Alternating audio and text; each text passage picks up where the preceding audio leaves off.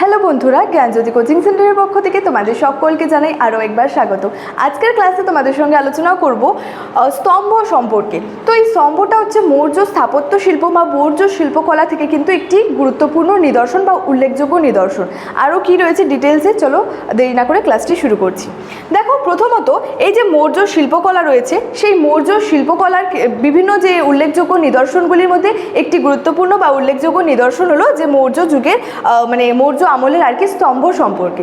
যেমন এর আগের ক্লাসগুলোতে তোমাদের সঙ্গে আলোচনা করেছিলাম যে সেখানে স্তূপ সম্পর্কে, চৈত্য সম্পর্কে, রাজপ্রাসাদ সম্পর্কে, ঠিক তেমনই এই স্তম্ভগুলিও কিন্তু মৌর্য আমলের যে স্থাপত্য শিল্পের ক্ষেত্রে কিন্তু খুবই গুরুত্বপূর্ণ।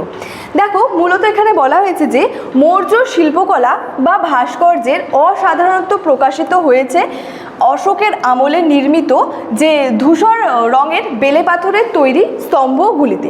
তাহলে এই যে মৌর্য শিল্পকলা রয়েছে বা ভাস্কর্যের যে অসাধারণত্ব, সেটা প্রকাশিত হয়েছে কিসের আমলে?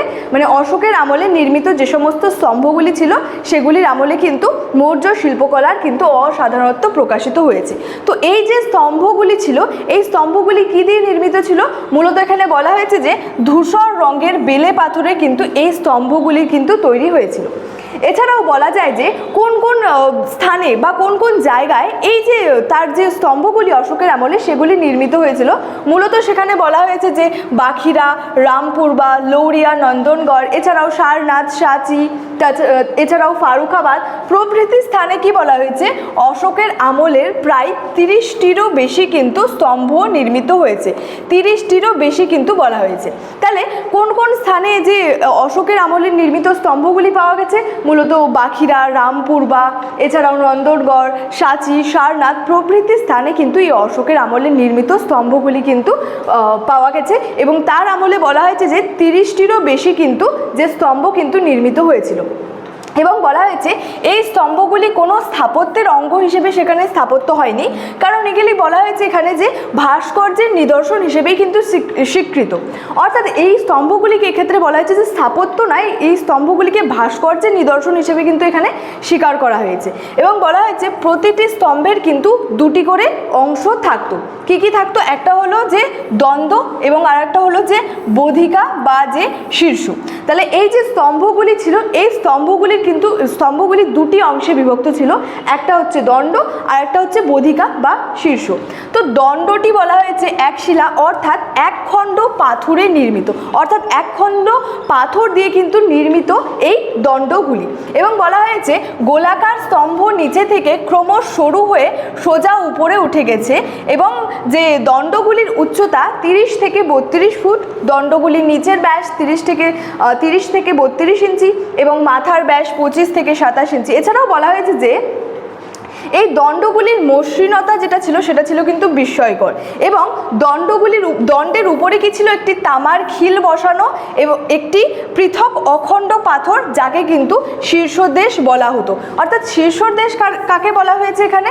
এই যে দণ্ডগুলি ছিল সেই দণ্ডের উপরে একটি তামার খিল দিয়ে বসানো একটি পৃথক অখণ্ড যেটা পাথর ছিল সেটাকেই কিন্তু শীর্ষদেশ বলা হয়ে থাকে। এবার বলেছে এই শীর্ষগুলি বা যে শীর্ষদেশ রয়েছে বা যে বোধিকাগুলি রয়েছে সেগুলি আবার 3টি অংশে বিভক্ত।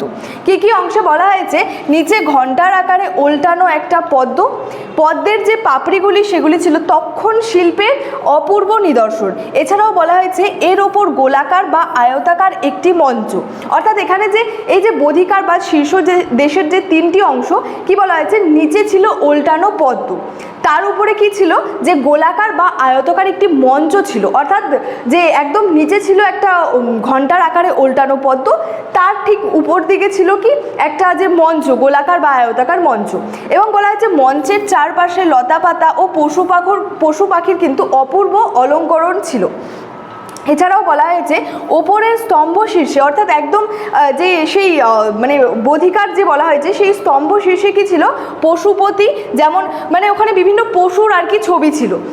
এখানে বলা হয়েছে যে সিংহ, বৃষ, হস্তি এবং অশ্ব প্রভৃতির কিন্তু সেখানে পশুপতি আর কি রয়েছে, এবং এই মূর্তিগুলি ভাস্কর্য শিল্পের কিন্তু অন্যতম নিদর্শন। এবং অশোকের স্তম্ভগুলির মধ্যে কিন্তু সারনাথে যে স্তম্ভটি নির্মিত হয়েছে সেই স্তম্ভটি কিন্তু সর্বশ্রেষ্ঠ। তো মূলত এই যে স্তম্ভ রয়েছে, তাহলে স্তম্ভটা কি মৌর্য শিল্পকলা বা যে ভাস্কর্যের অসাধারণত্ব প্রকাশিত হয়েছিল অশোকের আমলে যে সমস্ত যে স্তম্ভগুলি নির্মিত হয়েছিল সেগুলিতে, এবং সেই যে স্তম্ভগুলি নির্মিত হয়েছিল ধূসর রঙের কিন্তু বেলে পাথর দিয়ে। এবং কোন কোন স্থানে তার আমলের এই যে মানে স্তম্ভগুলি পাওয়া গেছিলো সেগুলি ছিল হচ্ছে বাঁকুড়া, রামপুর বা সাঁচি, সারনাথ প্রভৃতি স্থানে তার আমলে নির্মিত 30টিরও বেশি কিন্তু স্তম্ভ নির্মিত হয়েছিল। তো এবং বলা হয়েছে স্তম্ভগুলি দুটি অংশে বিভক্ত ছিল, একটি অংশ ছিল দণ্ড এবং একটি অংশ ছিল বোধিকা বা যেটা বলা হয়েছে যে শীর্ষ। এবং দণ্ড বলা হয়েছে যে একখণ্ড যে মানে পাথরে নির্মিত, অর্থাৎ একখণ্ড পাথর দিয়ে এই দণ্ডগুলি কিন্তু নির্মাণ করা হতো। কেমন বলা হয়েছে দণ্ডগুলি, মানে এই যে স্তম্ভ, তো বলা হয়েছে গোলাকার স্তম্ভ, নিচে ক্রমশ সরু এবং সরু হয়ে সোজা উপরে উঠে গেছে, অর্থাৎ নিচের দিকটা সরু ছিল এবং উপরের দিকটা এখানে বলা হয়েছে যে গোলাকার টাইপের ছিল। তো ঠিক এখানে বলা হয়েছে দণ্ডের ওপরে একটি তামার খিল দিয়ে বসানো একটি পৃথক অখণ্ড পাথর ছিল যাকে শীর্ষ দেশ বা কিন্তু বোধিকা বলা হয়েছে। এবং এই শীর্ষ দেশ বা বোধিকারও কিন্তু 3টি অংশ ছিল। একদম যেটা নিচের অংশটা ছিল সেই অংশে কি ছিল, ঘণ্টার আকারে উল্টানো পদ্ম, এবং তার যে উপরের অংশটা কি ছিল, আয়তাকার বা যে গোলাকার একটি মঞ্চ ছিল। এবং তার উপরেরটা কি ছিল, সেখানে বলেছে যে বিভিন্ন স্তম্ভ শীর্ষে আছে পশুপতি, পশুর মধ্যে কি কি ছিল সেখানে সিংহ, হস্তি, অশ্ব যে ইত্যাদি বা প্রভৃতি পশু কিন্তু সেখানে ছিল। এবং বলা হয়েছে যে অশোকের যে স্তম্ভগুলি রয়েছে, অর্থাৎ অশোকের আমলে যে সমস্ত স্তম্ভ নির্মিত হয়েছে সেই সমস্ত স্তম্ভের মধ্যে সর্বশ্রেষ্ঠ ছিল যে সারনাথের স্তম্ভটি। ঠিক আছে, তো এই যে স্তম্ভ ছিল এই স্তম্ভ নিয়ে কিন্তু আজকে আমার ক্লাস এতটাই ছিল।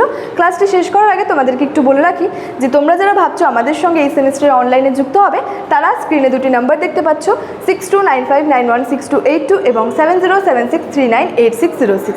এই দুটি নাম্বার আমাদের কোচিং সেন্টারের হেল্পলাইন নাম্বার। তোমরা যারা ভাবছো আমাদের সঙ্গে যুক্ত হবে তারা কিন্তু একটু মাত্র দেরি না করে স্ক্রিনে দেওয়া এই দুটি নাম্বারের মধ্যে যে কোনো একটি নাম্বারে যোগাযোগ করে আমাদের সঙ্গে যুক্ত হয়ে যেতে পারো। আজকের ক্লাস এতটাই ছিল, দেখা হচ্ছে পরের ক্লাসে। তোমরা সকলেই ভালো থেকো, সুস্থ থেকো। Thank you so much, thanks for watching.